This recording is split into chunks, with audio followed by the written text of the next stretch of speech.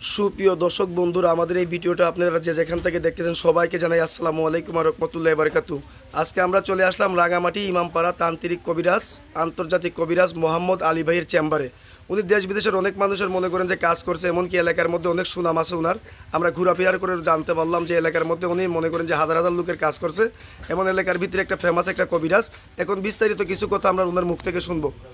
আসসালামু আলাইকুম। ওয়ালাইকুম আসসালাম ওয়া রাহমাতুল্লাহ। জি, ভালো আছেন আপনি? জি আলহামদুলিল্লাহ ভালো আছি, আপনারা ভালো আছেন? জি, আল্লাহর রহমতে ভালো আছি। আমরা দেখতেছি মনে করেন যে আমরা অনেক দূর থেকে আসছি, এমনকি দেখলাম আসার পরে এলাকার মধ্যে আপনার খুব সুনাম আছে। আপনি একটা মনে করেন যে আন্তর্জাতিক একটা কবিরাজ, অনেক জিনিসপত্র নিয়ে আপনি বসে আছেন। আপনি কি অলরেডি কোনো কাজে আছেন নাকি? হ্যাঁ ভাই, আমি অলরেডি একটা কাজে আছি। ওমান থেকে একজন ভাই আমারে ফোন দিয়ে বলছিল যে কপিলকে বাধ্য করতে হবে। জি, কপিলকে বাধ্য করা। কপিলকে বাধ্য করার জন্য একটা কাজে বসছি আমি।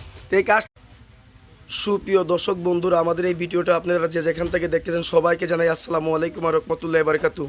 আজকে আমরা চলে আসলাম রাঙামাটি ইমামপাড়া তান্ত্রিক কবিরাজ, আন্তর্জাতিক কবিরাজ মোহাম্মদ আলী ভাইয়ের চেম্বারে। উনি দেশ বিদেশের অনেক মানুষের মনে করেন যে কাজ করছে, এমনকি এলাকার মধ্যে অনেক সুনাম আছে ওনার। আমরা ঘোরাফেরা করে জানতে পারলাম যে এলাকার মধ্যে উনি মনে করেন যে হাজার হাজার লোকের কাজ করছে, এমন এলাকার ভিতরে একটা ফেমাস একটা কবিরাজ। এখন বিস্তারিত কিছু কথা আমরা ওনার মুখ থেকে শুনবো। আসসালামু আলাইকুম। ওয়ালাইকুম আসসালাম ওয়া রাহমাতুল্লাহ। জি, ভালো আছেন আপনি?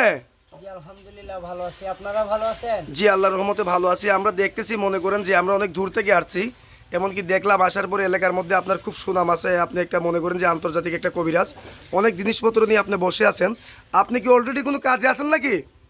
হ্যাঁ ভাই, আমি অলরেডি একটা কাজে আছি। ওমান থেকে একজন ভাই আমারে ফোন দিয়ে বলছিল যে কপিলকে বাধ্য করতে হবে। জি, কপিলকে বাধ্য করা।